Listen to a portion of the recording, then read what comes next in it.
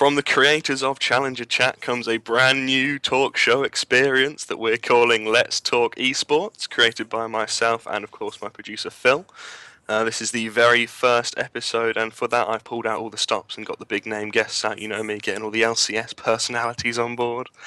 Today we're going to be talking about the spring split just passed rather than looking forward, and joining me for that is Lucas, Cabochard, and let's go for the last name here, Simon Meslet is what it says in English. What is it? How is it in French? Simon Mellet. Simon Mellet? Okay, no, forget that, mate. Forget that. You're Meslet for me. Top laner, of course, for Gambit Gaming. And Ray kaSing, very easy one. Support for H2K. How you doing, Ray? Pretty good. Pretty good. Good. I'm excited for you. And finally, with a 50% success rate at avoiding relegation last split, is the current coach for ROC, Jacob YamatoCannon. And actually, may I point out, that's actually a 33% overall success rate at avoiding LCS relegation. I'm very, very proud of that statistic. Thank you for mentioning it, man. Well, at least now it's actually successful once rather than failing 3 times. So congratulations, of course, for getting back into the LCS with ROC. How you doing today, Jacob? I'm good. Good. A bit hungry, but it's all right. I got some burgers before you're ordering food, so midway through the show we'll see you get up and go get the door and get food. But whatever, it's fine. All right. So anyway, today we're going to be doing somewhat of an awards show, as I've been calling it, but we're just going to get these guys' feedback on what happened during this crazy spring split that happened. Obviously, Fnatic won the whole thing, which is a bit of a surprise, and then took SKT to 5 games. I mean, who saw that coming? Not me. But that is the first category I'm going to get into, which was the biggest surprise of the split. And obviously, I did bring up Fnatic just there, but there were still some pretty crazy performances going on all around. Unicorns of Love came second. Jacob, as you know, ROC battled relegation, which I'm not sure many people were expecting, elements and all that stuff. So, I mean, I'll throw it over to you, Jacob, first. I mean, for you, what was the biggest surprise of this spring split? I think it has to be Unicorns of Love. Like, it was really, really strange to me that they got second place. Like, I'm not trying to take anything away from them, but I did not expect them to take second place. Not at all. No, at the start of the season, I myself actually put them to be auto-relegated, I believe. Yeah. I'll have to take some hits on that one. So you're going with Unicorns of Love. I mean, how did they manage to get that second place? Like, what happened for them? To be honest, like, if I'm going to think about like the split a whole, usually like the first split in a season, like this season specifically, like almost every team did roster changes. I think, yeah, almost like every team that was in the LCS did roster changes. So like the quality in the start of the LCS was really poor. And like, I think what Unicorns of Love got going for them was like, they have like this honeymoon phase that just fucking prevailed for so long. And like coming into the next split, I don't think they will take second again. But then really? Again, you're not calling them to repeat the success? No way. Well, if it happens, I wouldn't be surprised in a way, because last split I didn't expect it either. So maybe you can call me back on that one, man. Interesting. So Unicorns of Love. Any other particular shockers for you there, other than the obvious ones, obviously, that I mentioned? Anything that's super surprising got you in that split, Jacob? Well, like, I mentioned already ROC. We don't need to bring it up again. Don't worry, I can. And well, MYM maybe as well. Actually, might be the one that hits closer to home. It's like, to me, like what happened with MIM happened, I'm not going to dwell into it, but I think a lot of people expected, including me, that MIM would do better, and elements that they would do better, and of course ROC to do better. Like, these are the teams that were like, they didn't have that many changes coming into the split, and it was kind of strange to see them in the bottom 4. I guess that's the biggest surprises. Okay, well, you two can jump in whenever you want as well, Ray and Lucas here, but I'll throw it over to Ray next. I'll throw it over to Ray next. Obviously, I'm getting your initial opinions first, and then we can discuss it all at the end, who gets the, I guess, the award, so we'll call it. But Ray, do you agree with the Unicorns of Love? I mean, H2K themselves, that was kind of surprising after you joined the lineup and pushed them up to those playoff spots. Well, to be honest, I always thought H2K were like decent, like when I watched them in challenger scene, even though they may not be against like other LCS caliber teams. I always thought they were really solid, but they somehow didn't perform as much on stage or in LCS. since like before I joined them. They were like 2-4, I think, and I watched like the replays or VODs of their games, and I noticed that in all their losses, it's like they do these really silly engages or pretty much engages that they don't even need to go, or someone gets caught, and then they lose like so much pressure from that, and then they lose the game from there. But most of the time, like they're usually ahead. So me joining H2K is like someone they needed. I don't know. You don't want to big yourself up too bad, do you? Yeah. Right? You're a hero, I don't think You're a I'm hero, the man. only like. No. I'm not the only reason, which is what I'm trying to say. Like, because they had the resources or the things to actually improve as a team, and probably like did a huge, a lot of stuff. Sorry, for H2K, in order to become where we are right now. And people don't really recognize that as much because they just think, oh, coach is just a position where they help the players and pick ban, and that's all. But the coach does so much more. than Yeah, just that. yeah, that's all I you agree. do, YamatoCannon. All you do is I help agree. the big man. Well, while that was a lovely insight into the H2K team, the question was, what was the biggest surprise of the split for you? Unless H2K was in fact that answer. I think the biggest surprise was. And we're talking, okay, we can talk from the start of the split as well, because I know for all you insiders, you'll be like, oh, we knew Fnatic were going to be good as soon as we scrimmed them. It's like, yeah, okay, whatever. But I'm talking from the start when they first made these changes as well. I think the biggest surprise was when Fnatic actually got like so high in the season because everyone pretty much expected them to be like bottom 5. Well, So as Thorin said, they lost the off season. Remember, but Rocket also won the off season as well. So yeah, look at Rocket are Fnatic. But I don't know whether it's because of player issues like within a team rather than because on theory, okay, or based on like Rocket as a team, they should be top 3, or I would think they were top 3 anyway before the split started. And Fnatic, I mean, they had 2 Korean imports. They had a Yellow Star. I mean, he's really good also, and they got Forbidden from H2K and pretty much a random challenger AD carry. oh, come on, harsh, No, but harsh. No, we can at least refer to him by his actual name. yeah, okay, still bad. That's his name. No, Damn, man, it didn't really matter who was that's an AD ice carry. cold, Ray. I agree. Yellow Star I is agree. really good because no matter what AD carry you put in with, Kuzu, whatever, like doesn't matter. Yellow Star is still a great player. So I don't know. It just didn't at the time. It just seemed like you have 2 Koreans who can't really speak English properly. Or actually, Rainover apparently like he has really good English, and you put that with a new team, especially like it just kind of bound to fail if you kind of see it. But I guess they eventually made it out anyway. So I don't know. So you're going with Fnatic. You're saying Fnatic were your biggest surprise of the season. That's fair enough. And we'll swing it over to Lucas for the last word. Will he agree with one of our two guests here, or is he going to throw out his own category from nowhere? What are we seeing here? Yeah, you could say Fnatic as well.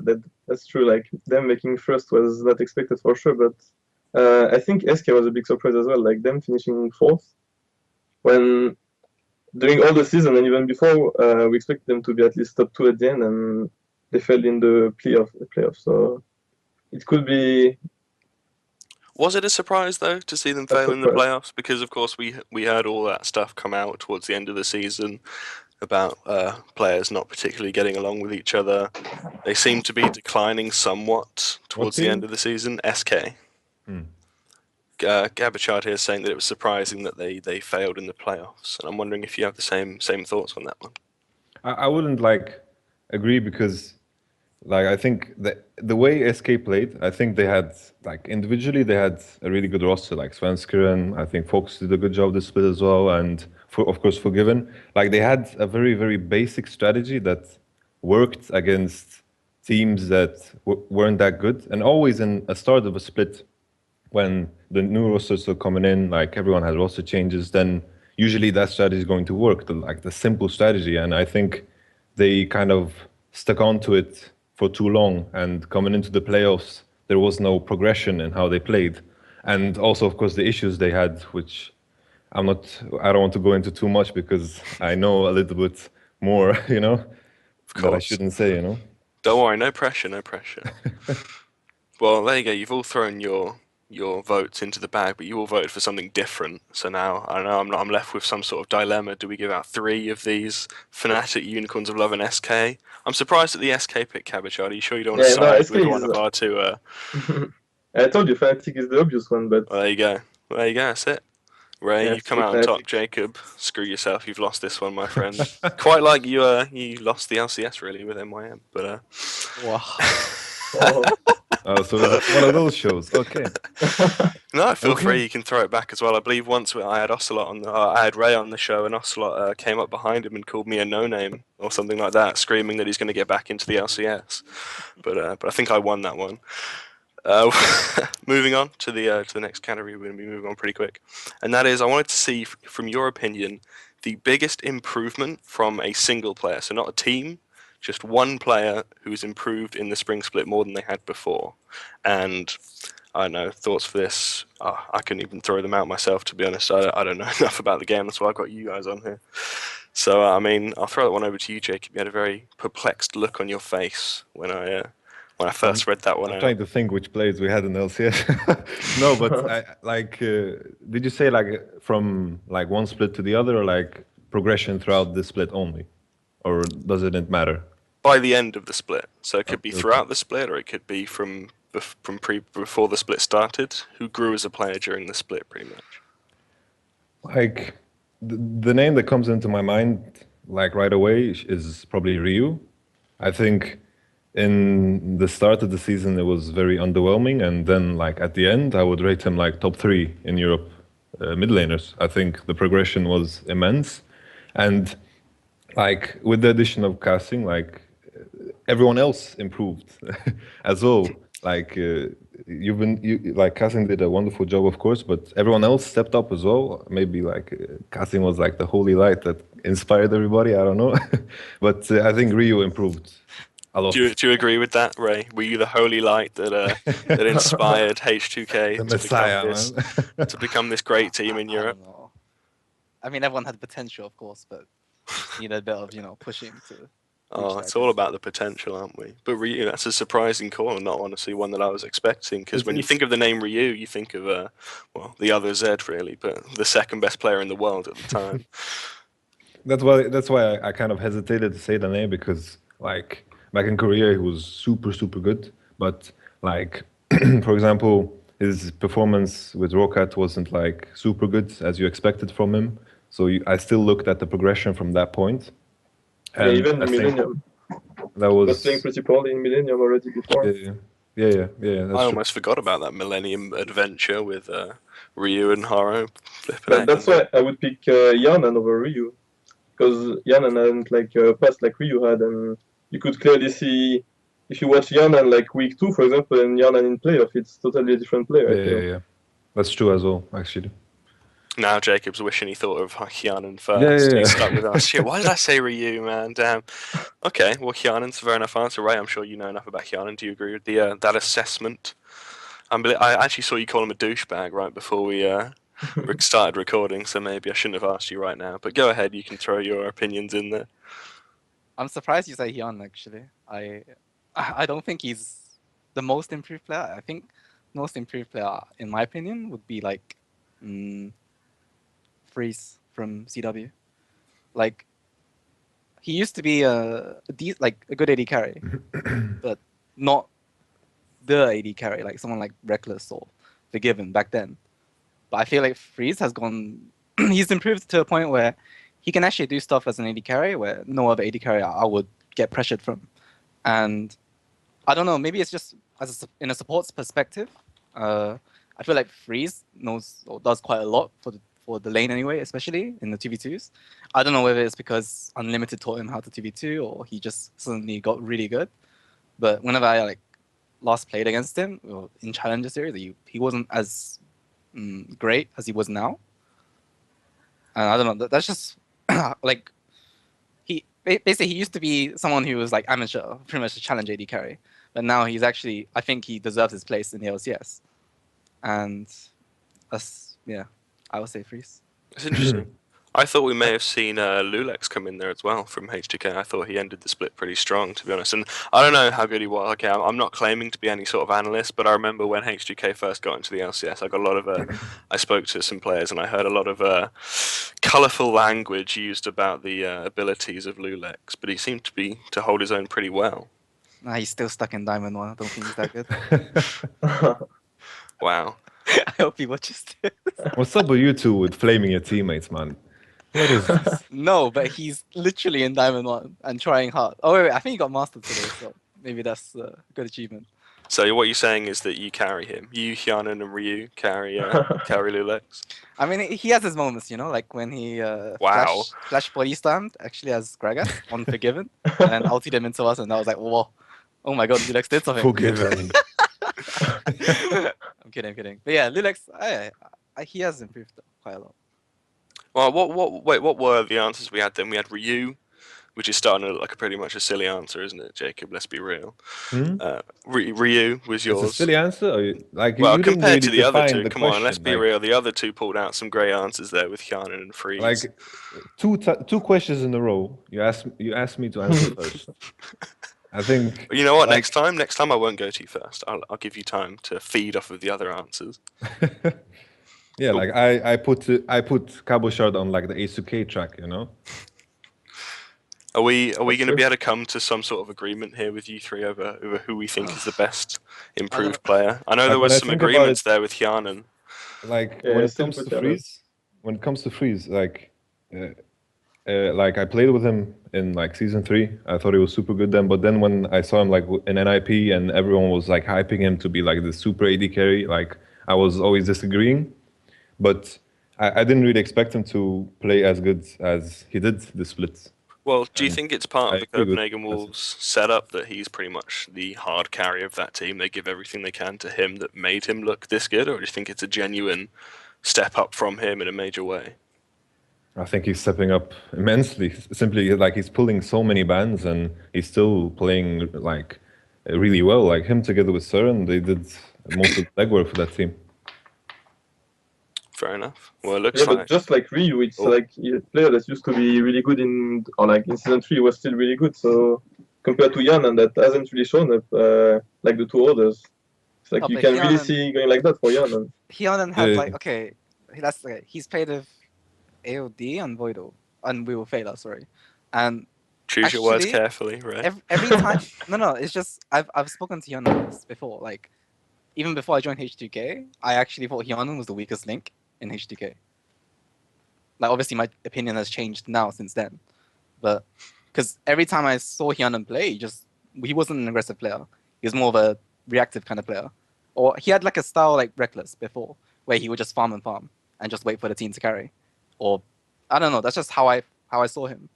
I mean, yeah, maybe now he's gone aggressive because I've been playing with him, but I just, I don't know. Maybe he just always wanted to play aggressive, but just his supports wouldn't allow him to. That's just how I see it right now. I have to say, I hate these fucking words, aggressive and passive. Like, to me, there's one way to call it. You play correct, you know. Ooh. You trade when you're supposed to trade, and like, So, would you not call- that it's relevant to Yarnan and you know. It's just something I had to say because I hear these words getting thrown out so often. But what is correct though? Forgiven's way or Reckless's way? It doesn't sound like a very efficient style of coaching, YamatoCannon. If you just say, "Oh, how should we play this lane, coach? How should we play this lane? Play No, it but- correctly." Yeah, but like, Didn't let's say think of that we one. have a matchup. You are stronger at this point and this point. Basically, you trade at this point and you do it correct, you know? For example, like the example that comes to my mind is, for example, UZI at World Season 4. Like, he played it correctly, you know? Every lane matchup that he was playing like a fucking monster because he traded at the right times. Does that make him an aggressive player or passive player? No, that makes him a fucking good player, you know? But anyway, Ray said something about Forgiven and Reckless, and you were saying about you can't play any lane, you can only play it correctly. There's no passive. It's sure you can like some specific players have like trends that they like avoid to trade, but does that like then I think that's like his weakness, you know. And if someone plays too aggressive, that's a weakness, you know. But defining a player by aggressiveness or passiveness, that makes him weak, you know? And I think like the best players should be able to play correct, you know? That is the highest level of gameplay, in Do my you think opinion. Kjarnan and Freeze play correct? Well, I would have to like think about it more, but it's like to me, UZI is like the correct, like the perfect example of it. Like at season 4 Worlds, I don't know how like his LPL season was not like the best, but the way he traded with Tristana just fucking has stuck in my mind. But I just don't like the words aggressive and passive. Well, I don't think that's something people should strive for, you know? well, that was an interesting tangent from Coach Mebdi there. Fair enough. But I believe we didn't get to any sort of discussion. I think we're going to leave it as a tie between Kjarnan and Freeze because none of you guys can agree with each other, which makes the next question actually so much more exciting. I can't wait to bring it up. And that is, now this could be framed in a bad way, this next question, okay? It could be inciting trash talk, but remember, I'm not. I'm doing it for the discussion, guys. And that is the biggest... We've had the biggest improvement now. Who was the biggest underperformer? Now, that could be framed as trash talk, but there's always the case of, player was going to do well and then didn't for certain reasons. There's always maybe a reason behind it. They just didn't live up to, they couldn't do the stage, they had problems in the team, blah, blah, blah. Jake, you'd be shaking your head, but I promise not to go to you first. Don't start with me. Don't start with Cabochard me. should go first. What? Cabochard Okay, I got start. someone. You want to go first? Sure. Well, I was going to throw it to Ray just for, suggesting someone Cabochard else. is- But no, you Cabochard's can in the go. box. You can go, Cabochard. You can go. Well, the one that really comes to my mind when you say that is Nukeduck. That's the one I was going to say. He had really so much hype after his performance in Season 3. And even if he didn't play, or he actually played in NIP, and he was still playing really well. Like, he didn't really perform on stage, even though he was playing pretty well in the scrims. So, yeah, I would have to say Nukeduck for that question. Well, why do you think he had the split that he had? Because I think we can all agree that NukeDuck was less impressive than we all anticipated, right? I don't think anyone's going to disagree with that statement. Before the season, everyone thought he was going to be one of the best mid laners in Europe, and then the season happens, and he's probably nowhere near the top 3 or 4, or whatever you'd say they are. So why do you think that NukeDuck had this kind of season? Especially with the jungle support that he has of Jankos as well, formerly one of the best junglers in Europe, I guess you'd say, after maybe not after the split. I think it's a problem like the transfer from the scrims to the stage, mainly because when you scrim Rocket, you see that they perform still pretty well, or when you play with Nick in solo queue. And I guess like that needs to be the reason for me that he just kind of shocks on the LCS stage. So we're citing stage fright as a reason for NukeDuck's underperformance. That's interesting. Okay, what about you, Ray? Who do you reckon was the biggest underperformer in your eyes? You don't have to flame, but it's good if you do. It gets me views. You see, I actually had the same kind of answer, or same type as Cabochard. I think it is pretty much NukeDuck at the moment. I can't think of anyone else like that really comes out. Maybe Froggen, but I think We've got the whole of Elements, really. Froggen, Reckless, they could all be thrown in there, really, if you think about it. No, I just remember watching the mic check with Elements versus UOL, and then there was pretty much like a clash of like the shot calling in there with like Shook, Froggen, and Sniff. And then it was just completely like someone wanted to engage, someone didn't want to engage, then it was like complete silence for like 10 seconds whilst they're fighting, and then I don't know, like they just all get killed. I don't want to jump in and interrupt your answer as well, but another couple of players that I would have thrown in there, even though there's definitely a reason for that, perhaps, is the MYM crew, of course, because Mr. Rales last season had a pretty strong season last season. You'd say he was one of the better looking AD carries in Europe. Corey as well was looking strong, and then obviously with the auto relegation, but obviously there is a good reason for Corey we all know about. Horo as well, possibly. But go ahead, Ray. Who do you reckon? I was just throwing out some more suggestions for you.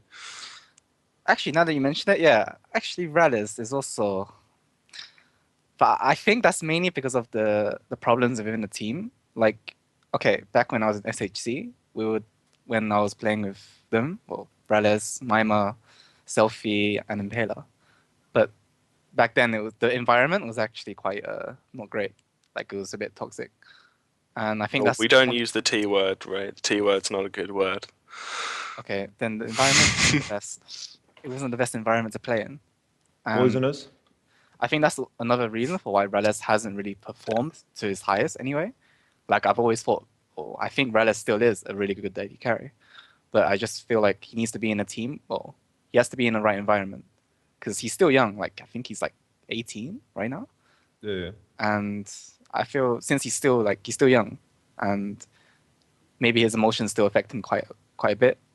And I feel like if someone was to have an argument or two players were to argue, and it kind of affects his own performance. And that's how I got it. Well, thankfully, Ray, as it goes, we have someone who spent the majority of the LCS split looking over young Rasmus, I believe. And obviously, we don't need to talk about the problems that occurred in MYM. Everyone knows what they are. They were published, and they were all out there for everyone to see, pretty much. But in terms of, let's say, just on the rift itself, we're talking about underperforming. What do you reckon, YamatoCannon, about Mr. Rales? Maybe like Corey as well could be put in there. I think anyway. I think it's so hard to pinpoint one player specifically because there's so many other factors that weigh in.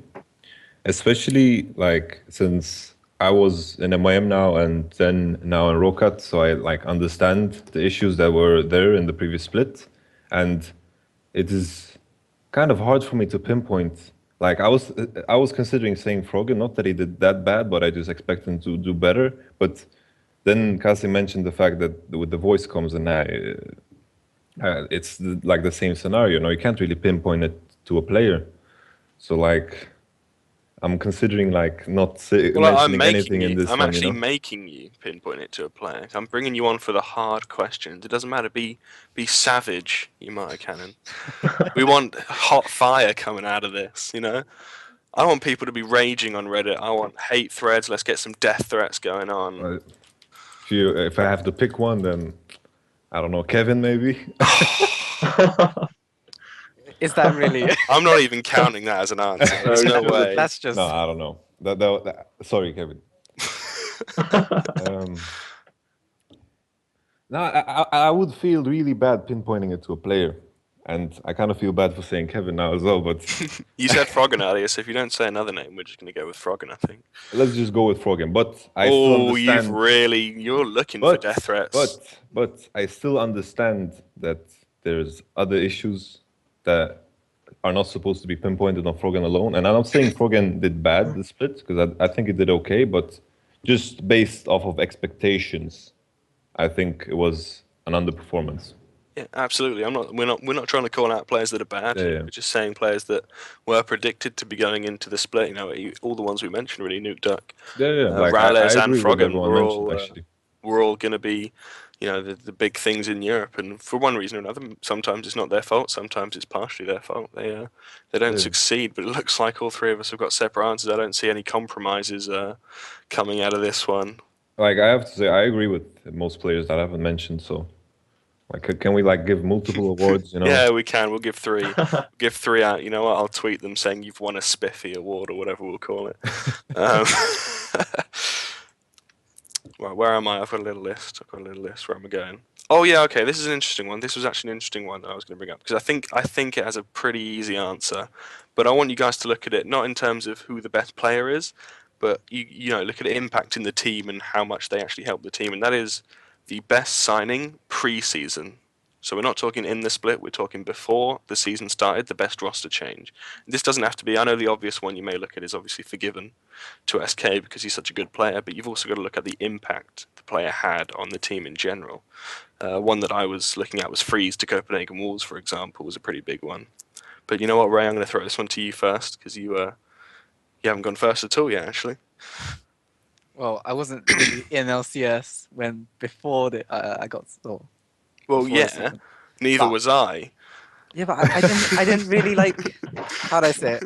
I didn't really pay much attention to the beginning of LCS. Really? Like I just spammed solo queue. I wasn't really interested in LCS. I mean, I'm not gonna lie here because if I'm not in LCS, then why would I bother? You joined the LCS though. Yeah, so you would see the impact these players have had. Yeah, after I get like an offer, but other than that. No, but you you're not listening. You still saw the impact that they had when you were playing in the LCS. Oh, right. Yeah, but I don't know what Oh, signed with who. I thank mean, yeah, now God like you play League of Legends for a living, Ray. Oh my lord. I no, would never watch LCS. Imagine if we had Ray in a a role that was important to humanity. I don't remember what the signings were. If you could bring that up. If I could bring that up, like, well, okay, Like- we've got the whole of Fnatic. Oh yeah, right. Yellowstone. Or not Yellowstar. Come on, just give me a break here. I'm trying to explain it to Ray.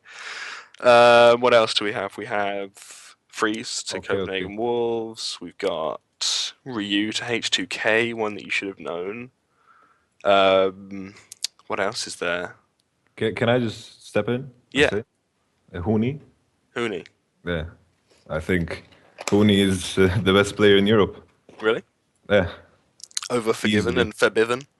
yeah, easily. Is it Like- Nuke speaking or YamatoCannon? I think that's Nuke Duck on like. Yeah. What? Sounds like Yondak to me. Duck out. No, but like, Really hype train. if I if think I you- just missed something. What happened? what I heard some Nuke Duck come out, and then everyone started laughing. I didn't Yeah. laugh because I don't understand. That's Nuke Duck that's saying that over and over when he's the best player in Europe. Yeah, Don't you get that from him? no, Like- Okay. like, nah. It's like just take a look. Like he came in as a new guy. He had some experience. I think he was scrimming with some Korean teams back in Korea, and he came in. He played really well. Like he was responsible for most victories that Fnatic had, and I'm sure kaSing remembers that Hecarim game. It's like that Annie, I you knew know. you would bring this up. It's like also at fucking MSI, he played so well. Like he held his own against Marin in that best of 5 really, really well as well. And I think that has to be like the best signing. Okay, that's a good answer. See, Ray, that's how you answer the question. So you know what? I'll give you time to think. You can think about it if you want, because I'll pass it over to Cabochard next. So Okay, you make go. sure you've got it, Ray. Come on, you can do this. So we can only pick one player? Or I mean, you can name a couple if you want, but in the end, I'm going to ask you to pick your top one. yeah, because at first I would take as well like Fabian, Rainover, and Huni as well. Just- Well, that's 3, but Yeah, close. Better than Ray did. and between those three, I would take Fabian over Huni maybe. Ooh, Just okay. Well, seeing as well that he played during argue. the season Since and- we've already had Huni, right? We've already had Huni. You should argue for Forbiven over Huni. Argue Seeing for how well he played Fabian. in the season as well, like, and you say like, oh well, Huni played against Marin. I think Fabian's performance against Faker was even better. So at the end of the day, I would still take Fabian over Huni, yeah, as the best signing. Ooh. Well, there you go, Ray. There you go. You've had 2 answers given to you. Now all you have to do, we've made it nice and easy for you. You just have to pick one. Or go for something out left field completely. Like, go on, bring it in. I can give. Okay, sorry. sorry. You know I'm gonna leave. Okay, I think Forgiven to SK actually, because once Forgiven came into the LCS, everyone saw this new. Well, not new, but he always had this aggressive style. See, aggressive, Yamato, not This correct. correct style. Yeah. Yeah, but come on, man. They pick lanes like Okay, so Lulu you- Graves. wait. It's supposed to be aggressive. It's You- correct play, you know. You're saying every AD carry before was playing the correct way then? I'm not saying that at all. that's not that's correct far then. from the truth, man. Yeah, but so- like, for example, let's take the Forgiven example. They pick AD early. They picked AD early, which was Graves. He was the strongest AD. Then they last pick support, counter support. They have a lane that they're supposed to win and bully all the time. Then the correct play is to go for trades all the time, right? Okay. That is the correct play. So why didn't That's Rocket fair. do that? It's like let's. Ooh. How should I know about Rocket when it's Yeah, like, exactly. Coach. He wasn't even in Rocket. It's like Rocket last split. If you like, they fucking blind picked their bot lane every game, and they just got punished for it. You know, that was Did you mean MYM, Ray? Is that what you meant to say? Yes, sorry. well MYM. They were too It's- busy it's- worrying about it's- Corey's it's- house to worry about bot lanes, I think. But no, go on, go ahead. It's such a long story, you know. I don't want to use up all of the time in the show. Okay, well, I think the important thing to look at when you're talking about a situation like this, when you said forgiven, is the way I like to look at it is would they have done as well as they would have without that player? So say you swap out forgiven for, we'll call him average McAD carry. How Steelback? well? Fine, with Steelback. How well would they have done without Forgiven? That's the way. And how well would Fnatic have done without Hooney? Or how well would they have done without Forgiven? I think that's the way I like to look at a question like this, to see who provided the most value for their team. Well, I would for still say SK, Hooney. I think Huni Mm. is like the most impactful, especially for Fnatic. Well, Because his damn. plays have been like the most annoying thing I've ever played against. Because like I literally went 0-7-0 in a game. I've never been that humiliated. So, Cabochard probably just didn't want to mention Hooney because he's obviously a top player and, they I have would this stand rivalry. Forgiven. You still say Forgiven? Mhm. Wow. I Well, have to get back on the point about like the performance in that super best of 5 SKT versus Fnatic. I still think Huni did better performance-wise than Forbidden. Like, sure, he killed Faker 1v1 with Zed. twice. Yeah, like, come on. Like, sure, he killed him I with think Zed, but Zed is a useless champion, beyond killing people 1v1 in lane. But like, I'm not saying Forbidden played amazingly, but Huni, he just has a place in my heart, man.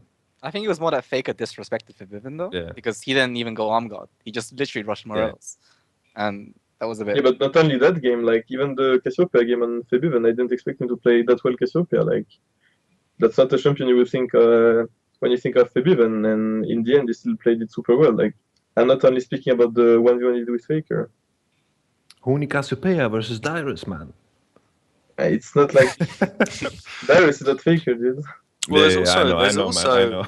a way you can look at it that I'm not sure how much it adds, but Forbiven also did have a lot of expectation on his shoulders as he came in, as he was expected to play really well, and he did. So that's got to be something worth counting for as well. Like Hooney had no expectations when he came in. In fact, he was told that he was terrible. So no matter how well he did, it would have been better than what was expected of him. Who said he's terrible? Thorin. Thorin, what does he know about League of Legends? Well, not just Thorin. Actually, that's a lie. That's just me being picky. It's like everyone who Thorin screamed made the Fnatic, video, and then who screamed everyone. Fnatic said that Huni is good. Okay, but like Cabochard, not like the whole population that plays League of Legends scrimmed Fnatic. it's like I just want to get back on the point. Like I agree with you, but I think it's this close, and I think Huni wins for me. Yeah, that's fair. Yeah. Okay, well there you go. Hooney takes the award. Well done, Hooney. I'll be contacting you shortly to send you your award. Don't know what it is yet, but something. And then, okay, I guess this is a small one because there wasn't much that happened. Well, there was a bit that happened mid-season, I guess you could say. But I think we have our winner sat with us. At least it would be if I was voting, and that is for the best roster change in the season, within the season. Obviously, the one that I would throw out there is, of course, kaSing to H2K. I don't fanboy you, Ray. In fact, I actually hate you in some ways, but I'm just kidding. But obviously, you did change the fortunes of that team pretty well. There were a few others. There was the MYM changes. They brought in Noxiac and JWoww midway through the season, so maybe they could be up for debate. But To be honest, like in MYM, I tried to get kaSing, so maybe there's something in there, No one to tell them this. It's fine. Like it was on eSports Heaven or something, I actually reported that one, by the way. But moving on. Yeah. I got a bit of shit from Scumbag. H2K. But anyway, what do you reckon, Jacob? We're going for kaSing. Do we reckon? I don't want to ask a leading question. kaSing is the obvious one, but I would obviously. also say Betsy was a great signing. Oh, I did forget about Betsy. Actually, that's a good call. Betsy was a great signing, and personally, I'm super happy with signing JWoww and Noxiac, but it feels like I come from a biased point of view when it comes to that. But I would mention Betsy there as well. Because like kaSing is the obvious winner, let's be honest. But I think Betsy deserves a mention. Well, you can't knock as well the JWoww and Noxiac signings because, before they joined, it looked like you did get auto-relegated in the end, but you made it a lot closer than it should have been, taking you down to the final just games. compare the games the first week, to like the final weeks. Like the first week we looked like, wow. I was trolling. Yeah, I think everyone. I remember trolling. watching it, and I was a bit. I thought you didn't watch LCS, Ray. I thought you were too busy spamming solo queue. Yeah, well, I was watching. I was in queue. Great. So I believe you're going to go with. I mean, Betsy was a nice call, but in the end, we're going for kaSing. We're going to give one to our boy here. Yeah, I agree. There you go, kaSing. You are the proud recipient of an award. How good do you feel right now? We could do a little winners interview. What do you think? I Do feel you the do you think same. you were the savior and the hope for H2K gaming? Look, all I know is in H2K the players were fine. Like they were good enough even without me. It's just whether they were listening or just how the team dynamic worked. It probably wasn't, because I heard from before that the team dynamic before was just Odo and Voido. They would like Shoko or whatever. But I noticed whilst being in this team, it's actually Hyanan who makes a lot of calls. Like 180 carry that talks a lot. It's weird for me anyway. Because at first I was just like, why is this guy talking so You much? like him to be your bitches, do you? You like him on a leash so you can just lead him around. Yeah, that's the perfect AD carry, in my opinion. Yeah, no, but I think, at first I was literally like, why is this guy talking so much? He shouldn't be speaking, Like the jungler should be speaking, not him. And yeah, that's the thing. It's just, it was weird for me at first, but I noticed that if people listened more in H2K, like, well, before I was in there with Voido, I heard that they had like not so good relationship in like between the team. Well, the MSA wasn't as good, but ever since I came in, it was just like everyone listened, and I just went 8-0 or something. But Or something. Or something. You know the exact score, Yeah. don't lie. could have been 9. That's what I'm saying. But Well, actually, I'm going to take it off on a little bit of a tangent here, and I don't know why, I just kind of thought of it in my head, but I am curious for your answer, and maybe the other two opinion as well. By the end of the split, I think most people would say that Fnatic and H2K were probably the best teams in Europe at the time. I think SK, after playoffs, were falling off, and even H2K might have been considered the best team in Europe to some people. When Jacob, calm down, don't give me that face, don't give me that look. But obviously, you lost to Fnatic in the playoffs. And now I'm curious, had it gone a different way in an alternate universe and you yourselves had headed off to MSI, I'm curious how you think you would have done, because obviously Fnatic went way above beyond expectations and took SKT to Game 5, which is pretty good, and beat TSM, made the euphoria happen. What do you reckon, Ray? How do you reckon you guys would have done had you been able to go to MSI? see, that's the type of question that it's really hard to answer because I know, that's why I asked it. no, I can't give a okay, someone saying to me, oh, you're gonna be a top 3 support in EU, like let's say before I even joined LCS, so everyone would just flame the guy who just said that. They did Because blame the guy, remember? I don't know if you saw, like before I even joined H2K when it said kaSing has signed with H2K, and then the entire I remember reading some comments on Reddit. It was just like, oh, this guy is absolutely bad. Like, why don't they just get AOD back or Void? Like, blah blah blah is better than this guy, and it's completely weird for I don't know for me to even say anything about if we had gone MSI, because it may sound absurd. Like, let's say Ryu 1v1s Faker again and actually does kill him this time. It's just gonna be a bit, Luckily, there's no this guy's blind pick. Luckily, there was no blind pick in this tournament, so it wouldn't have been a Z versus Z again. Yeah, I know, but you get what I mean. Like, it's really complicated for me to even give a good answer.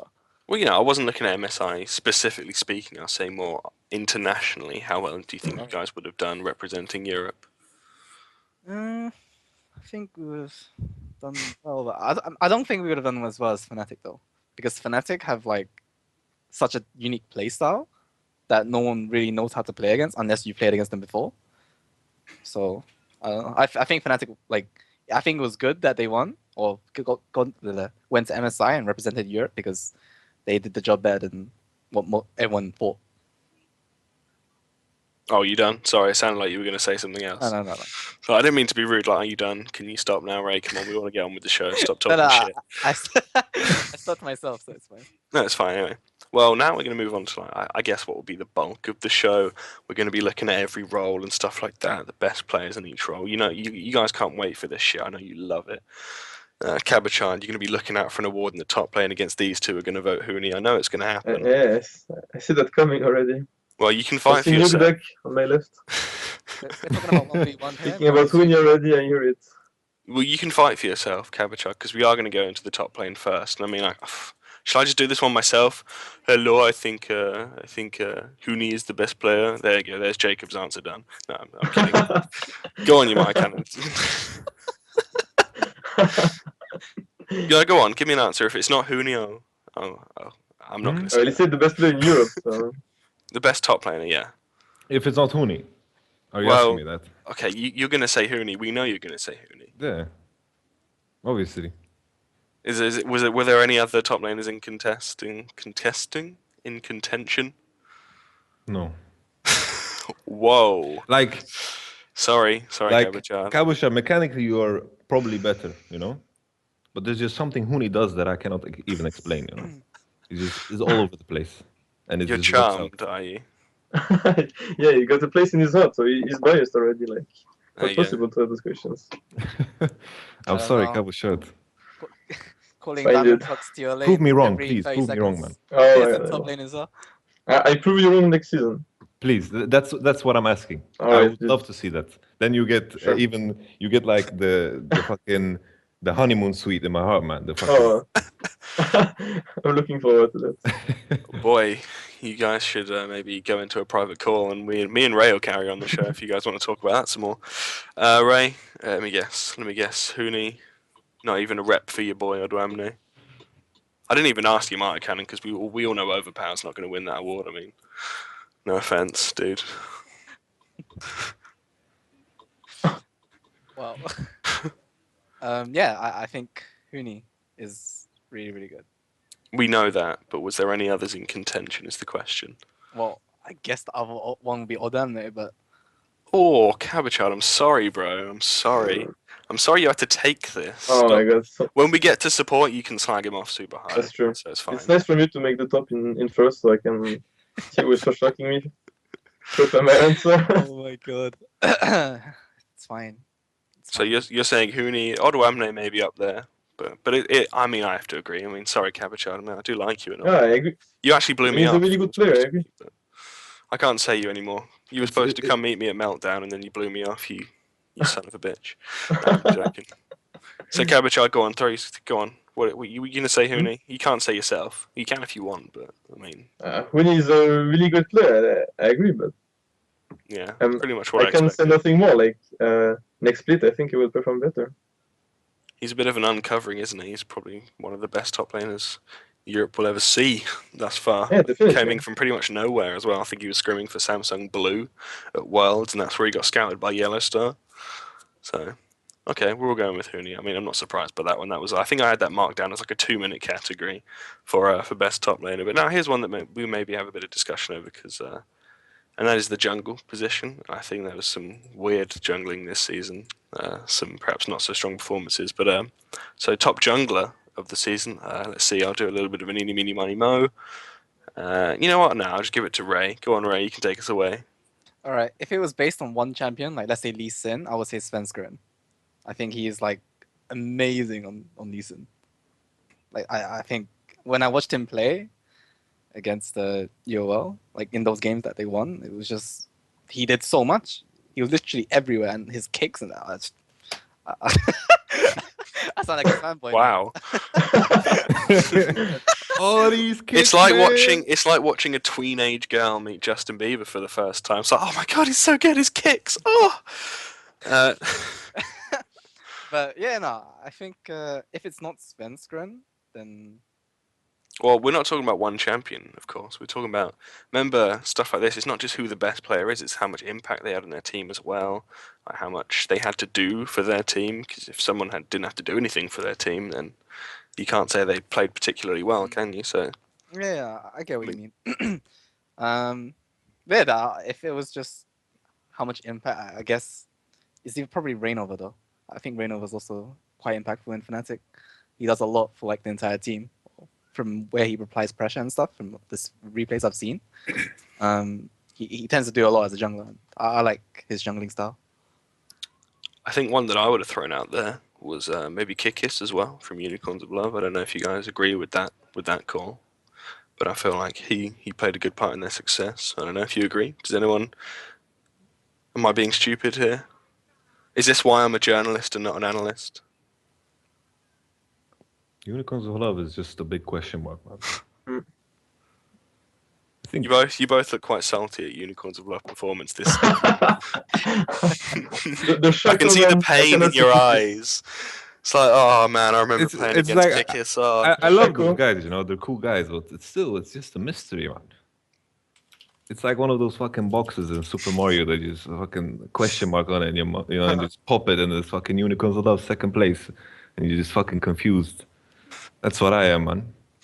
But like, if I would say, I would also say Svenskeren. But like, it's kind of unfair because Reignover did really well at MSI some of the games, and I think Reignover. It's hard to say how much he would do in a situation like, for example, as in SK, because in SK, like imagine, like in the first half of the split, SK were playing like this. They're like, push every lane, guys. Imagine being a jungler playing with 3 lanes that can get ganked, and then they have like this fucking statistic where they buy the least wards out of any team, right? So Svenskeren needs to gamble every time, and I think like gamble in a way, but the way he did it, he had like in most games he had success with these gambles because the enemy jungler is set up for success with having 3 lanes being pushed, and he was out jungling a lot of junglers in the split. And I think based off of that fact, I would have to lean towards Svenskeren because I think it's unfair to say because Reignover had the chance to show more at MSI, and which he did. He played really well. And based off of that fact, I have to say Svenskeren. And those kicks, man. Ooh. Wow, my voice. Sorry about that. I don't know where that went. Anyway, so is that 2 Svenskerens or kaSing? What did you go for Reignover in the end, or did you go for Svenskeren? Because I know you were fanboying Svenskeren about his kicks and all that shit, but No, but it's hard to say because Reignover showed much more because he got the opportunity to play more games. But I think if Svenskeren also had the like same opportunity, like let's say he went MSI as well. well, we're not strictly talking about MSI. Remember when we're Yeah, discussing I know, these I know. as well. We're talking about the split in general. I think I'll go to Svenskeren then. I think Damn. Svenskeren did really well. Well, unfortunately, then Cabochard, whatever you say now, you've been overruled anyway. But I will I'll just let say you through. Svenskeren. We're saying Svenskeren as well. No, Was I there would like anyone? to have a notion for that Diamond Pros guy. I don't think he's like the best right now, but still. Is he some sort of newcomer? I've not really heard of him. Diamond Prox. I mean, Like neither of you thought of him at all. don't really know who he is, mate. Like, Oh. I just have this memory in my head, you know, like I think like some of the games Diamond Prox when you guys won, he did really, really well. I would like instantly say he's top 3, but then there was some of the games that were like really underwhelming, you know? And that was most in the cases when he tried to bring out something new. I just remember the game specifically when we played against you guys and he played Hecarim, you know? Sure, Hecarim, I don't think he's like a strong jungler, but still that game just is etched in my memory. It's just like if Diamond Pro's performance was consistent, I would rate him top 3. But throughout the split, it didn't feel consistent enough. That is my honest opinion about Diamond Pro's. Fair opinion, I assume. But Cabochard, are you going to defend your boy anymore? Nah, I would have said Reignover, so like, but I see Ray changed his mind and went for Svenskeren at the end of the day, even. So yeah, I would still put Reignover, but since you both said Svenskeren, I guess the award needs to. Reignover gets a Okay. nice second place, though. So Yeah. well done, Fucking Reignover. solid well done. second place. Second place. That's fair. Should definitely be happy with that. Fucking solid second place. And now one, I guess this one might be. Well, actually, Reddit's quite divided on this one. I saw today, but then again, it is Reddit. So what do you know? I think we're going to probably be seeing consistent answers across the board. Maybe, maybe not. But that is, of course, the mid lane position, as we all saw. Now, remember, we're judging it off of the LCS, not MSI. So Forbidden did play very well at MSI, but we're going to be judging off the LCS. And I'll give this one to Cabochard first, actually. I don't think it's going to be Betsy, but I mean, you can big him up if you want. I would still say Forbidden, yeah. Just considering like how well he has played, and you brought up the consistency problem, and Svenskeren played really well. Like from the beginning, even I remember the first game on Xerath, like the first 2 weeks maybe, and from that to MSI, he played really, really well. So I would put him first. Yeah. The one thing that a lot of people bring up when you talk about Forbidden is Fox is the other player that they bring up, and this has been kind of a heated debate. It's been on Summoning Insight before, and a lot of people talk about it. It's always going on Reddit. Forbiven versus Fox. They're both two rookies, two newcomers, both been playing in Challenger. So what do you guys think about the rivalry between Forbiven and Fox? I mean, I think it's clear that How about Forbiven. Power of Evil, man? You forgot Power of Yeah, Evil. Well, for he's sure. coming in. He's going to come in, but the Forbiven Forgot. Fox is the one that comes up quite a lot. So I'm wondering what you guys think of that. I think obviously Forbiven maybe came out on top this split so far, but in splits to come, do you think Fox can get his way up there?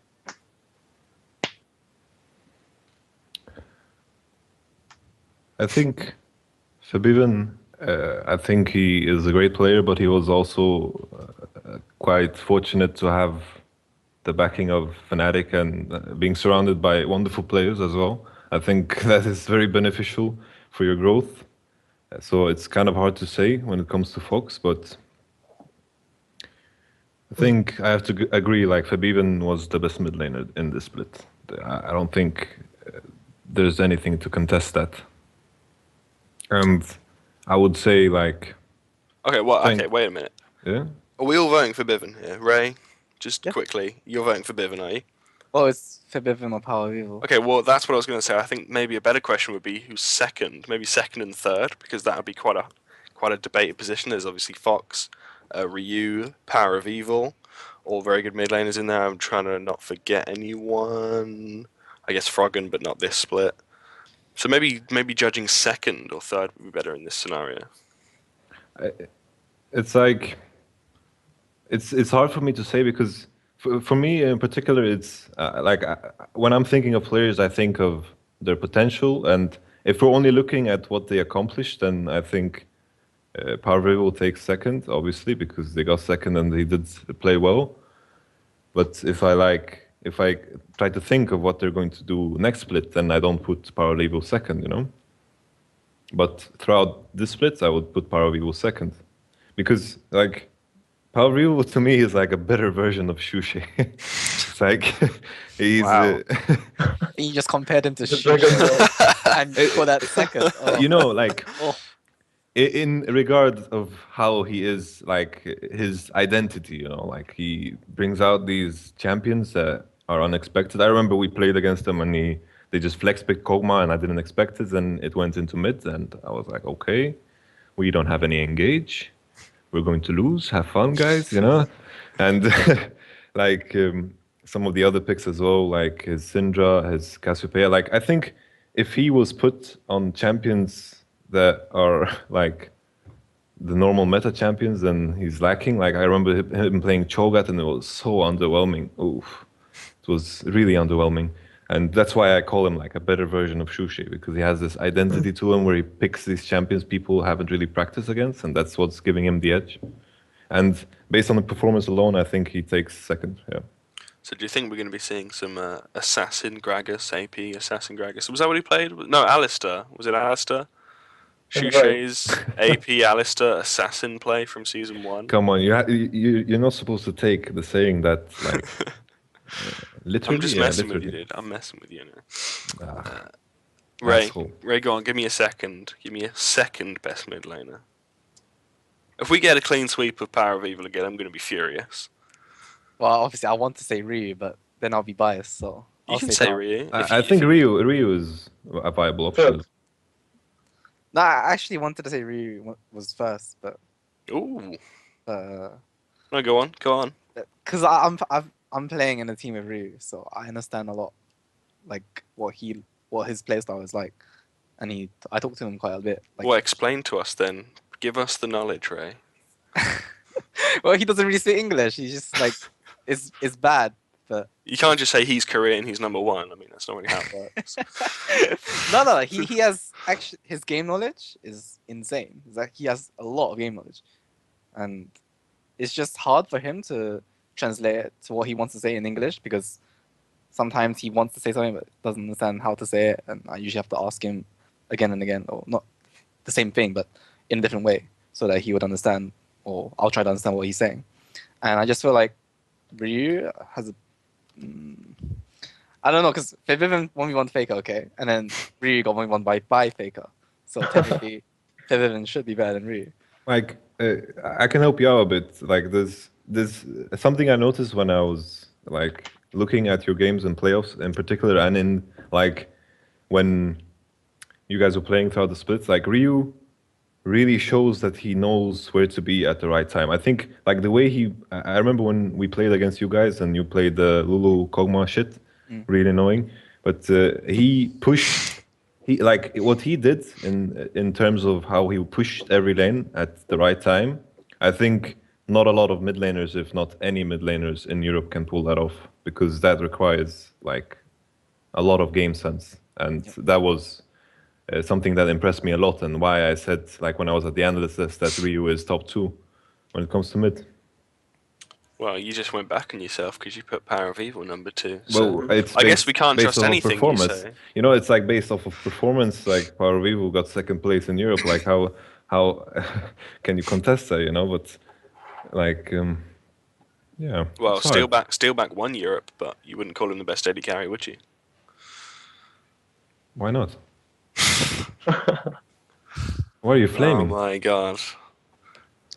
We'll move on. Flip. Cabochard, who's second for you? We've had Ryu and we had Power of Evil. Yeah, for me, I would say like at the end of the playoff, every team is mid laner is at his like the right place actually. Like YamatoCannon was saying, kinda like Fabian will be first, Wolfie was second, Ryu third, and Fox fourth. I think that's pretty fair. Like, Oh, in you the mean in the performance. positions they finished in the Yeah. playoffs? So I get Exactly. you. Yeah, that's not a bad call actually. Well, there you go. It looks like our winner is, of course, Forbiven. Well done, Forbiven, on your award. Round of applause? No? Okay, anyway, moving on. We're going to go to AD Karen. You know what? I can answer this one then for YamatoCannon, because if you finish first, then you must be the best in your role, according to him. So That's what you said. Steelback, So, like, we're going to be seeing Steelback, right? it's like, come on, man. It's just in terms of the mid lane, it just lined up perfectly. You know, like. Yeah, sure. Come on. Take the And- banter, YamatoCannon. Come on. Without banter, we have No, nothing. you're baiting me, man. You're putting Richard Lewis on me, man. You're baiting me. Well, okay, I think I've been harsh enough, you know. I've been harsh enough already, you know. I mentioned Kevin and shit, you know. I need to take a step back. So I'm sure Kevin will forgive you for his your criticism of his 1 week performance. Like, to be fair, when I played against him in the LCS and I played Jace top because Shusha didn't want to play it mid, and he just destroyed me. So that, to be fair, he destroyed me on Rumble. Well, they say those He who has down can't, me, you know. those who can't do teach, right? So I guess those who can't play coach. So Yeah. there you go. There's your answer to that one. I'm just messing around. Go on, give me your best AD carry of the split. YamatoCannon. I'll give you a chance to redeem yourself. I won't even interrupt you. I'm just going to let you talk. Well, come on, it's forgiven. It has to be forgiven. Is that it? I think we have to do like one of those second things. Top 3. We'll do top 3. Top 3, okay. We'll do top 3. So talk. Let me think, man. Let me think. Fucking, you gave kaSing like 20 minutes to You think should of do what a I do. question. You should do what I do. Before the show, I opened up eSportspedia. And I have all the rosters lined up for me. So there you go. I don't have to. It looks like I'm really knowledgeable about European LCS, but actually, I'm just reading it off the screen. Pretty much how we do things. I think based off of this split alone, I would say Freeze and Yarnan, but yeah, I would say Yarnan second. And then Freeze, based off of the split and how much impact they had on the team. And like how much responsibility they were given and how much they use it, you know? Yeah. I feel like I'm missing some AD carry and I'm just going to look like a fool, but... I mean, I'm having a look for you. It looks like... I mean, the other AD carries that you haven't mentioned, Vardags, but I don't think he was crucial to the Unicorns of Lost success. Woolite... Oh, okay, we'll not talk about Woolite. I mean, he had some unfortunate recalling plays, I guess. Ardry from Giants, obviously not a big performer. Pinoy from Gambit, clearly not a great performer. He was benched, of course. Steelback from Fnatic won the split, so maybe. And Reckless from Elements. That's the only other player. Okay. Then Yarnan second and Freeze third. I was just like thinking if I would miss someone, and yeah. If you'd said that before the split, I think I would have called you crazy. If that's how it would have turned out. With Hyanan being the second best AD carry in Europe and Freeze being the third. But Ray, you've played with Hyanan, I'm sure. I expect, sorry, we'll be seeing a Forgiven first. But what's your top three? See, I have this thing with Hyanan where I don't want to call him the best, else he'll get a bit big-headed. So a top three without Hyanan, Oh, I'll probably be like, damn. Yeah, that's good. I do the same with my players whenever I get asked on Ask FM or some shit. It's You good. just call them trash, do you? no, but I like, how do I say it? It's something that you will know yourself. You shouldn't need to say a player is the best, like someone who you play with on a daily basis. I get Because it, Ray. You it don't need to doesn't- explain yourself. Don't worry. We get it. It's fine. It doesn't benefit me at all. It mixes things up. It's fine. It's interesting. I guess I'll say it's Forgiven, of course. I think first place. Like I think he has this play style where it's just completely, really pressuring, and he gets like 99% of the CS, which is something I really really like watching when AD carries are CSing. Like if they miss like one or two, it triggers me. It puts you on tilt. You get triggered by it. You have to put a trigger warning whenever you're watching someone Yeah. farm. It's like, if you miss, man, I'm gonna. I would blame you. You have Relic Shield, man. Come on. Step up your game. Help me I out. think You know? I missed some CS with Fresh and something. Oh, I saw I it. That got was the so cannon mad. minion. Cannon minion, man. That was so on. That was on. What was that? The voice chat show, whatever they call it. It wasn't all one, it was chat. two. You missed 2 cannon creeps on all chat. No. yeah. I missed 2 minions, 1 cannon and Oh, a mini. yeah. And I'm just like, oh fuck this, I just fucked up. Just But fucking anyway. sell the Relic Shield. I think first it'll be Forgiven. Second, I would say Freeze, and well, actually, second, I actually think Woolite would have been my second. Oh.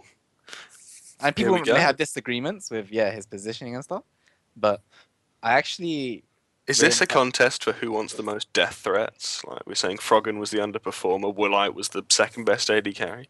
no, I mean, despite what happened and like with his unfortunate recall plays and stuff, I think that can be learned and stuff or taught a lesson if anything. But based on like mechanical and some decision making he does, like he's not afraid to go in, and I like that the most about AD carries. Yeah. Like they trust their team or the support to follow, and I like when AD carries do that. I think Woolite does that a lot, even though he may die sometimes. But the fact that he does it compared to like and other AD carries that don't really go in, it's something I really like seeing. That's why I would rate Woolite second, and third will be Freeze, because I think Freeze has improved drastically. So yeah. Wow. I was certainly not expecting the Woolite second place, but you explained it rather well, I suppose. Cabochard, what about you? I mean, let's see. Teammate Forgiven, number one. And I would say Forgiven obviously first as well. And then, like Yamato, I would say Yanan second, but I have in my mind this game. I think it's the second game Copenhagen versus H2K in playoff, where Freeze and Kalista got like twice Yanan farm on Gogmo, and like that's why it's kinda. I got problem with saying Yanan second and Freeze third there, but overall, then I guess he still did better during the season. Yeah, but it's a kind of a matchup that you just want to Yeah, cut exactly. yourself over, you know? In his defense, though, Obviously. we actually we didn't play the lane perfectly. Like we actually fucked up like twice, and then we got behind. And then in that matchup, it's like we had Lulu Kog'Maw, I think, against Kalista. And, Annie. Annie? yeah, Kalista Annie. Yeah, that's like complete Yeah, death just for have Kog'Maw. fun. I mean, we could have, of course, played better and not be that behind, but in that matchup, it's kind of you're bound to be like at least 20 CS behind minimum, because just Kog'Maw against Kalista and especially Annie as well, you can't do anything in that lane. But I do agree that it's quite a drastic amount of CS to be behind on.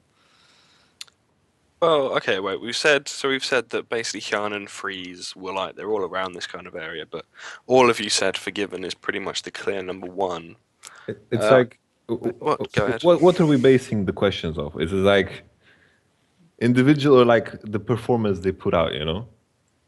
Like the performance in the split, is that the question? Right? Yeah. It is, right? Okay, Yeah. okay. I just wanted to But clarify we that. can talk about it in how good they are in anyway. Why I'd say performance 'Cause- does 'cause, indicate like, how skilled you are. Because when it comes, like, mechanically, like, Woolite is so good. Oof. But his performance last split, I don't know, you know? Well, I was curious to say, like, What do you think the gap is? Because obviously you all said Forgiven was number one by quite a margin. Just how big is that gap between Forgiven and the other AD carries? Is it close? Is he leagues ahead, or do you think next season maybe he'll be closer? Other AD carries will be on his level. What do you think? I think it will be interesting to see Forgiven playing in a different setting than SK. I think that's going to be very interesting. And like as I mentioned before, like when it comes to how SK did their ban and pick phase, it was always that they made sure they had the stronger matchup bottom. I would love to see some Forgiven Kog'Maw, you know? That would be make my day, you know? Forgiven Urgot. Yeah, with some Forgiven Ergot, you know? It's coming. Damn, you're not supposed to give away your strats. We'll just bleep that one out. Okay. We'll bleep it out. We'll say Okay. Forgiven beep. There you go. Everyone will be shocked. Anyway, we're going on for ages at the moment. We're still babbling, so I'll move on to the support, and I think maybe our young Raymond here is up for another award. Possibly, we'll see how it goes. But we're looking at the number one support from last season, and I can't throw it over to Ray because he's in the category, I assume. So maybe I'll give this one over to Cabochard first about the best support from last season, the best support performer. Yeah, I guess it's between kaSing and Yellow Star, and I think Yellow Star, when he got a weaker AD carry, he knows how to play the map, go to help his mid laner or like roam better, the vision game, for example. But if you have the better AD carry, then kaSing will like dominate the lane way more. So at the end of the day, I don't really know who to choose.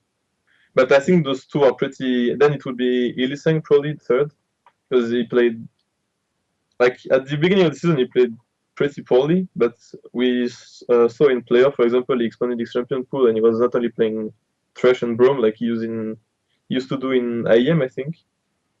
Thresh, yeah, Braum, and Morgana, pretty much, is all we saw coming out of him, at least during the season. So I guess between Did he those play two. anything differently at playoffs? Didn't Thresh and Morgana? Didn't he only play Trash Morgana throughout playoffs? Like well? right before playoff, I know he played only Annie, so he still had that in the pocket. And didn't he play some Nautilus as well?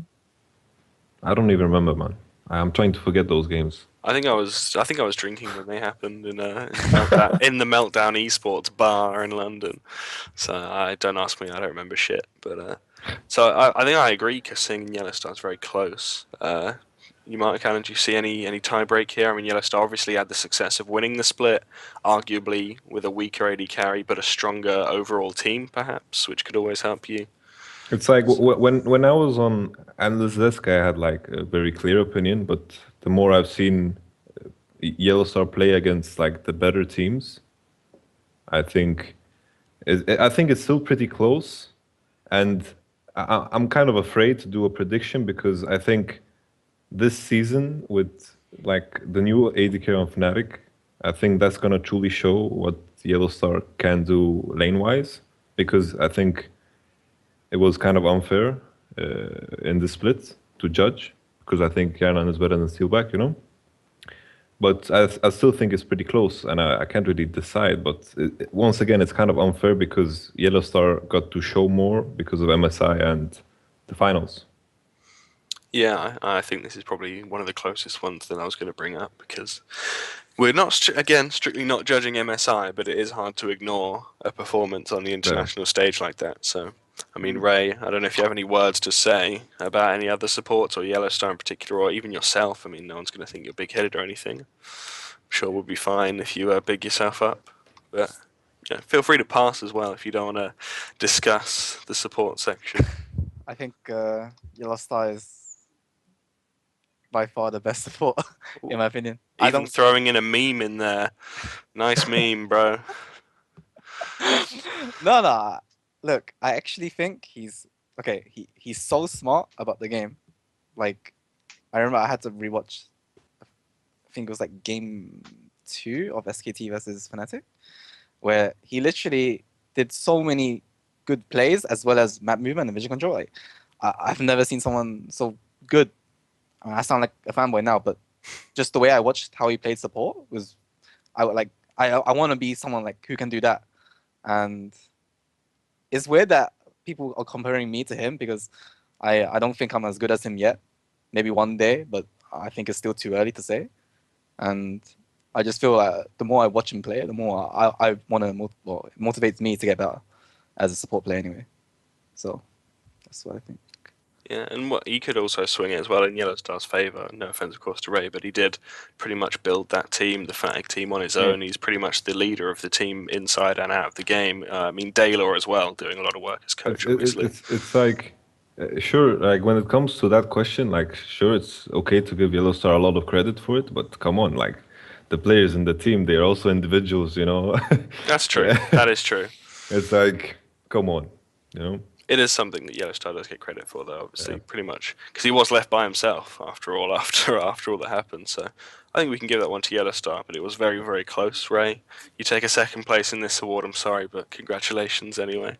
Maybe if you'd beaten Fnatic and gone to MSI, we would have been able to stick you up there on the winners. That is the big question, you know, because, like, Yellow Star at MSI was playing out of his fucking mind, you know?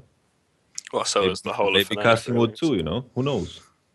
So wait, what was our team of the year then? What did we come down to? We got Huni in the top lane. Svenskeren, was it Svenskeren in the jungle that we ended up going with? Not Rainover. So it's Huni, Svenskeren, Febiven, Forgiven, and Yellow Star. Ooh. I mean, I'm not sure how the Forgiven Yellow Star lane would go, but there you go. apart from that, it's a pretty solid team. I mean, it is basically mostly Fnatic, but what are you going to do? They won the split, so it's probably going to happen. I don't think we need to talk about the possible Forgiven Yellow Star lane. I don't think that would work out quite so well. Why but not? Anyway, I think that would be sick, actually. do you think? Yeah. I mean, there's these reports of Forgiven having a certain abrasive attitude when it comes to the game, perhaps. So what? He doesn't fit with any support? What does that even mean? It's like, I think Yellow Star and Forgiven in the lane would be fun to watch. I think it would be good. Maybe we can try set it up. They'll see the show and think, yes, we should do that. Let's do it. But anyway, we're moving on. We're coming towards the end, and that means we're going to be giving out the two final ones, which is the best rookie, which is one that LoL Esports gave out, and they gave that one to Huni. Rookie, I'm going to call rookie someone that hasn't played like competitive before. We're talking like they haven't come over from Korea or anything, so Ryu is not a rookie, for example, if you know what I mean. So it's a similar thing. It's like impact on the team, how well they've done, especially when you consider it's their first split and stuff like that. I would be shocked if we saw anything other than Huni across the board. But if I were to take Huni out of the equation, like we've done with so many other questions, what would I be seeing there? I'll throw it to you, YamatoCannon. Huni's out of the question. I know you love Huni, but he's out of the question at this point because you probably would have picked him, right? Does challenger scene not count as competitive? We can count challenger scene, yeah, of course. Otherwise, who have we got left? Okay. I thought you were just like someone picked up calling from challenger scene out, you know. It's not. Was there any like? Okay, well, a new question, I suppose. A little bit off topic. Was there any player who was like a complete rookie that happened this season? I don't think there was there? Betsy? Betsy? Oh yeah, Betsy, right. He hasn't played in any challenger scene, and he Yeah. literally went straight from solo player. Producer Betsy. Phil says Noxiac. Oh shit. No, but Noxiac played in the challenger team. Did he? Yeah. Oh, he played at IEM. Didn't he play at IEM as Oh, yeah, well? he played IEM. Yeah, Yeah. Phil. That's why you're the frickin' producer, Phil. Yeah. Anyway. Oh, man. Of But course, I remember Noxiac. He also has a place in my heart, man. Come on, Phil. I think Betsy was the only actual full-on proper rookie. So I mean, if we're sticking to the definition of the word rookie, then Betsy wins. But Well, we can include add challenger. We challenger. can include challenger series, of course. Yeah. Febiven then. Yeah. If not, I would say pretty clearly. Really, that's it. That's all we're going for. Is it that's the length of the discussion. Can we just like take a look at what players we have to choose from? We have Febiven, we have Power of Evil. Yarnan, like entire Unicorns of Love, I guess. Yeah. Most of H2K as well, right? Yeah. Giants. Well, Giants. Yeah, I mean, Pepinero. Pepinero, I suppose, maybe the only one from Giants that gets into that question. Who else? I mean, I'm trying to think who else would be a rookie, considered a rookie. Pinoy, I guess, was a rookie coming into the season, right? He played IEM, man. Oh, come on. He played IEM with Gambit. Wait, Okay. Cabochard's a rookie, right? I played that, yeah, Yes. Yeah, Cabochard's a rookie as well. I guess. Wait, kaSing's not a rookie. No, he played for Super Hot Crew. Oh, you almost got me there, kaSing. Fox is a rookie as well. Hmm. So, well, there you go. There's your possible answers. But I think we're going to stick with Forbidden, probably, aren't we? I mean, I know I would, but that's why I'm not voting. Yep, Forbidden. Yeah, I would say for Vivian then.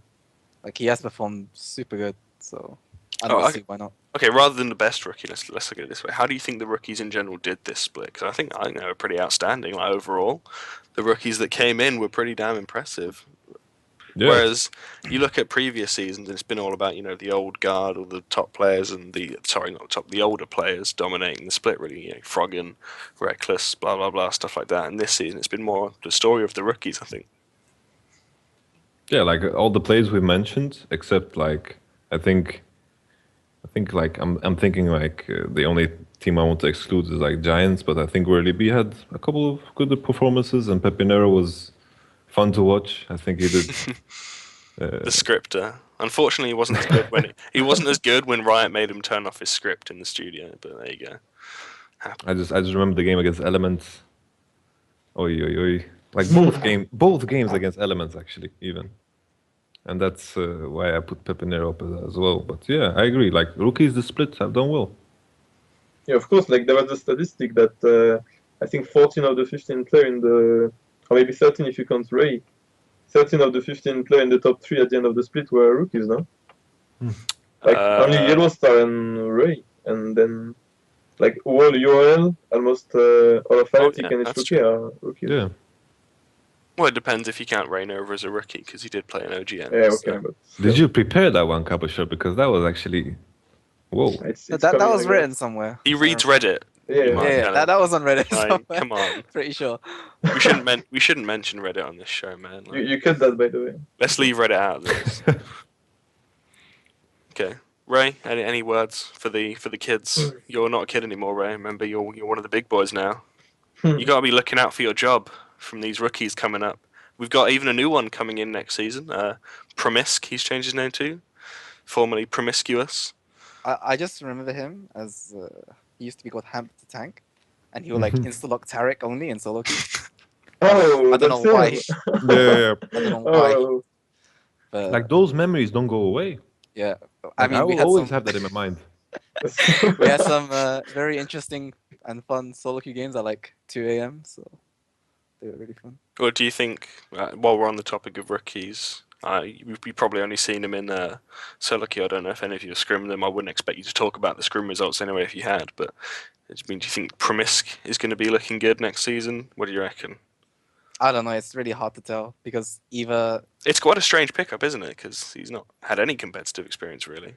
that's the thing with support. Like, I feel like this is a really hard role to just be really good at. Because like, okay, let's say back then when I was on SHC, no one would ever say, oh, kaSing's like comparable with Yellow Star. That's fucking retarded. But now it's maybe they might really improve, but I don't think they'll be really good in the first split. Maybe next split. That's just how support role works, I think.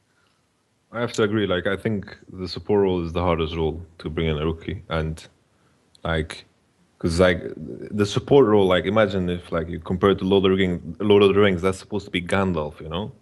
Like, you can't just bring in like some new guy and call him like Gandalf instantly, you know? That's supposed to be like the Oh my experienced god! guy. You know? He's got to go through Gandalf the Grey to become Gandalf the White, right? That's how it goes. So No, this give is him- like gotta when give it's him a a rookie. chance. Like what I imagine in my head is like Gandalf's like Gandalf the childhood when he's, Bold. like. And like with that being said, he's surrounded by people with knowledge, so I think there is a potential that he could be good. And like he has Nifus coach, so like I think for example, Nif was good knowledge-wise. He was good at wording. I think it can maybe like transfer that, because I think what was lacking with Nif was more mechanically. I think as well, the only other rookie we're looking at next season, because Origin was of course the team that got promoted and 4 of them aren't rookies. The only other one we're looking at is Niels as well, who seems to be, I'm just saying while we're on the topic of rookies as well, Niels. He seems to be the real deal, at least from Challenger Series. I don't know if any of you guys watch it, since you're all busy with your LCS endeavours. But what do you think, Niels, the real deal in LCS? I don't think Challenger Series is a test one. Same. Damn, harsh to Challenger teams. Come on, respect the Challenger scene. I think mechanically though, he can be really, really good. But because I played duo with him for a bit, and I think he's really good. He can maybe like kind of surprise everyone a bit, since no one really knows his playstyle at the moment. But I have a good idea of how he does. And I think he's gonna show up big, I think. Especially when you have that team behind you as well, it's got to be pretty handy. It's much easier if you're a rookie going in with Soaz, Amazing, Pecky, and Mithy, rather than if you're going with, I don't know, like the rest of Giants or whatever. But now we're going to come to our, I guess, final section, our final award, as we'll call it. No, you know what? This is so bullshit, because I know you're all going to say fucking Hooney, right? So I'm going to change the question a bit from what I wrote down to you. So then, I know that's probably annoying to hear because you've been reading it, but I'm actually going to, you're actually all going to be pissed off right now, because I'm going to ask you to name, right? Because I know I'm going to get all the Hooney, who's second, Forgiven, or Forbiven, blah, blah, blah. Okay, I want a top 5 from each of you. That's what I want, of best players of the split. Of the split, okay? We're not saying best player overall, best player who's the most mechanically skilled, who is the best player who performed in the split. Are we counting MSI? No, we're not fucking God. counting MSI. You're just going to list Fnatic apart from Steelback and replace Forgiven. God damn. Then I can't start. Cabochard first. Yeah, okay. That's pretty much what we said. Like, you can just take the best at each role. What we said previously. Really? It's gonna end up like. So you don't think there's 2 mid laners or there's 2 of each off role? Do you think it literally goes like that role? Who's the best players? It's really hard, because if you wanna build up like five best players, like what's gonna come to my mind is a team and 1 player per role. So if you ask me, it's gonna be Forgiven, Rainover, Yellow Star. Do you really think? I'm not sure if I think the same way as you guys, because that's not how my mind would have worked it. Well, obviously I'm not the one that's being involved in it, but I would have put like I'm you just in there thinking as well like as who we Forgiven. put second, you know, like who we put second in every role. And Well, I would have put like maybe Power of Evil or Ryu in there as well. Hooney, I guess I can try and do mine. Like, I guess Hooney, Febiven, Yellow Star, Ryu, and Forgiven. Yeah, shit, it's not that imaginative, is it? So I would one actually, changes. I would say Hooney, Svenskeren, Forgiven. Oh yeah. I can't fucking scratch the MSI performance out of my head. You know? Like I'll just throw Yellow Star out there and Svenskeren.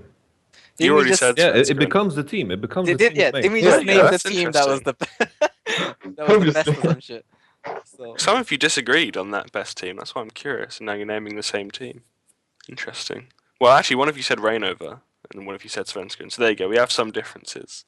yeah, one difference. One difference. That's the key, Ray. That is the key. Well, I'll tell you what, because you guys have jewed me over so much on this question, I think our run time at the moment is about an hour and a half, so we're doing quite well. I was aiming for an hour and 45 though, so you know what? I'm going to actually throw you guys into the deep end because you fucked me over so hard on this last question. And I'm just going to go ahead and get you to give me some predictions for next season then, because we have 15 minutes to kill.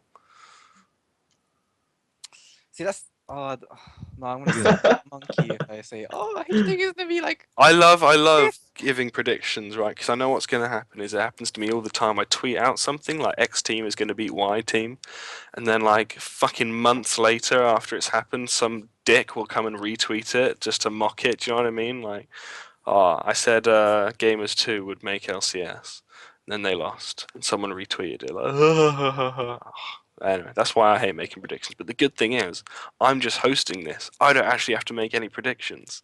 That's why I've got you lovely people on the show. Can Ray, we I'm start with Ray for once? Yeah, we can. We can start with Ray. Yes. Wait, I'm looking at all the teams first. All right, okay. I think. Oh, Fnatic- okay. If we want to make it less uncomfortable for you, so you don't look like, we can say what are your bold predictions for next year. This is something that they do on the soccer subreddit. I don't know if any of you read, but before each season they do like a what is your bold predictions thread. Like what surprising thing do you think will happen? It's not obviously. It's like what you're sure this is going to happen. What surprising thing do you think could happen? I guess I could start with some bold predictions. Yeah. I'm gonna exclude my own team for obvious reasons. I don't like making predictions in that regard because I think it's senseless and stupid. Mm-hmm. But I think Origin is gonna be in the bottom 5 guaranteed. I would put like Copenhagen Wolves down there as well, and I'm kind of expecting Unicorns of Love to also be down there. That's your 3 bold predictions for the split. I think the community would say that it's bold, but I think the sensible person would say it's not that bold. The bold one I think that everyone's going to pick up on is of course the Origin. The Origin. I think they are very overrated. I love those guys, you know, like they are my friends. Doesn't sound like you love you know? them. I like. People say like, oh, they dominated Challenger Series, but it wasn't that dominant, and the Challenger Series is not that high quality. You cannot take anything away from this. So you think Origin going to be sitting in the bottom 5 next season? It's pretty major, dude. That's pretty big. Yeah. You just want everyone to hate you, don't you? That's what you're here for. You want everyone to forget about Willite and start hating you. I mean, that's a good job as a coach. You've done very well. If people You've want got to the hate me, Elements I don't mind, fanboys and the Origin fanboys to hate you in one day. Damn, dude, that is impressive. So Ray, we just had YamatoCannon's top 3 bold predictions for the split. What do you reckon? What are your crazy, wild guesses? I guess well, not guesses, but predictions, guesstimations for the next split. I think Elements, Gambit will be in top 5 next split, and ROC also, because Forgiven with Gambit, I think that will make them a much stronger team now with his aggressive playstyle. I think Elements will probably be higher because of like Tabs and JWoww and Dexter. Oh, pretty much their new roster. I think that kind of. Well, I don't know how. I haven't played against them recently, so I don't know how they will actually do. But I feel like if they figured out their problems before, I think they could be a really strong contender. And with Roka, I think they're getting like Steve in top lane, and I think Steve is a really, really good player. He's super underrated. And even though this will be like his first season in Split, I think he'll do really well. We got a little smirk from YamatoCannon there, but I'm sure no comment on that.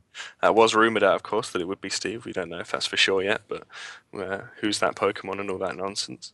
But I mean, I want to go back to your point about Elements, because at the moment, for me at least, obviously I'm no analyst, I'm no expert like you guys, but their whole roster seems like a bit of a, I guess as YamatoCannon put it earlier, as a question mark, like the little box in Mario. Like Unicorns of Love were this season, because I mean I don't really have any idea how they're going to do. There was the blog post that was released from Link today about CLG, saying that Dexter's more of a follower, and this is what I picked up on, that Dexter doesn't lead, he's more of a follower. I don't know if that's true or not. It's coming from the mouth of Link, and it also seems that Promiscuous, their new support, as a newcomer, won't be leading the team so much. So it's going to be left to Froggen, right, to be the leader, and he's been doing that for the past long time, and it's not been going particularly well for them. Well, I think the difference now with Elements is that, like, individually we could compare them for forever, but I think the fact that, like, it's kind of hard to say because, like, I know them all personally, and I just think it's a better match in a way. I think some of the players in the previous roster kind of lost their fire in a way, you know, and they just spiraled down. And I think it just seemed like the players were really frustrated with each other, which I think was the biggest problem. And the new Elements roster is something fresh, and I think that's what they need, something fresh. So maybe we'll see a more extended honeymoon period this season than the one that lasted 1 week last split with the introduction of Kevin and Crepo. Anyway, Cabochard, go on. I think this is going to be the final point of the show. Can you make it something spectacular? Can we see Giants are going to win the LCS or something? Dude. Now, I think I agree with Yamato that OL won't perform as good, and seeing them in the bottom 5 is not something like that delusional. About Elements, I think they're not gonna do top 5, unlike kaSing says. And as a third one, like Rocket is really a big question mark because we still don't know how they're gonna translate the scrims into the stage, kinda. Because so I would like to say they're gonna be top 5, but yeah, I really don't know. And I think Gambit are gonna do really good as well. You just had to throw that last bit in there. Gambit are going to do really good as well. Can I just add a little bit to my Of point? course you can. You're free to do whatever you want, my friend. I just need to get on my Ask FM because I answered this question. My answers, like, I think my top 5 is, like, excluding Rocket, are very similar to everyone else's, except I guess Cabochard with the Elements. I would say Fnatic, H2K, SK, Gambit, and Elements. Do you really think SK are going to be that up there? Because I see a lot of people, since they brought back Candy Panda, there's a lot of people saying that he's obviously I don't think anyone would argue that he's a level with Forgiven. A lot of people saying he's a very big downgrade from Forgiven, which could be true, but do you think they're going to stay up as where they were this season? It's like, you know what is echoing in my mind, like the previous SK lineup when they had Jessis, like they did well with that lineup, There's something magical about the remaining players, like Enrated, Svensker, and I think strategically they can like have like a different approach to the game. I don't think their games will look anything close to how they play with Forgiven because it's so direct in a way. Like, oh, Forgiven is doing this, and that was like their playstyle. It was defined. And I think with Candy Panda back, they can play in a different way that suits Svenskeren and can make him like the star in a way. And with that being said, I would still put them in the top 5. Interesting. Well, I think we're going to call an end to the show roughly right now. I don't know. Let's see how long we've been running for. I've got it about an hour and 45 minutes, which is pretty much exactly what I was aiming for. So there you go. Looking forward to the next split, and I'm looking forward to seeing all your lovely faces on the stage again. Especially you, YamatoCannon. I believe you probably won the Style Award from the coaches last season. Something we should have There's an talked award about. for that. Damn, who had the best style of the coaches? I don't know. It was I between didn't you and receive- NFlame, really. But anyway, thank you guys very much for coming on. That is Jacob, YamatoCannon, coach for Rocket. Any last words? Sponsor shit. Come Well, on, get it over with. I have to give a shout out to my homeboys in Hamburg, Rocket, for sponsoring the team, of course, and giving us everything we need. And I also have to thank you, Josh, and the producer, Phil, of course, for having me on. And I need to thank kaSing and Cabochard for the lovely company. And I would also have to thank all the fans of Rocket and me and all the players in my team for all the support. Thank you. That's one of the best endings I've ever heard. Thank you very much. Ray, can you top that one with your own sponsor bullshit? I mean, I know you fail this all the time. I should have given you time to load up the website, right? And find the sponsors. I can just say, thanks to all H2K sponsors. And what are they? MSI, kaSing, Multiplay, Is that Azubi, it? and Corsair Gaming. Yeah. Anything else? And also everyone that's a fan of H2K, of course. And yeah, Anything else? Anything else, Ray? that's all. Really? That's All my it? friends and family, And you, Josh. There we go. There we At the go. show. Oh my Holy god. shit, I forgot my friends and family. Can we redo this bit? And finally, of course, Cabochard, top laner for Gambit Gaming. Anything you want to say? Big shout out to Pringles. The manufacturers of your mic apparently is well, you didn't hear it pre-show, but we heard Cabochard before he had his webcam on, and you might kind of likened it to the Pringles tube, you know, like a bleh. Sorry for interrupting. Go ahead. Well, thanks for them and Twitch, I guess, and thank you, Josh and Phil, for producing it, and kaSing and Yamato for being here in this lovely company, as you said, and thank you for all the Gambit fans. I know you are really a lot. And thank you for my friends and my family.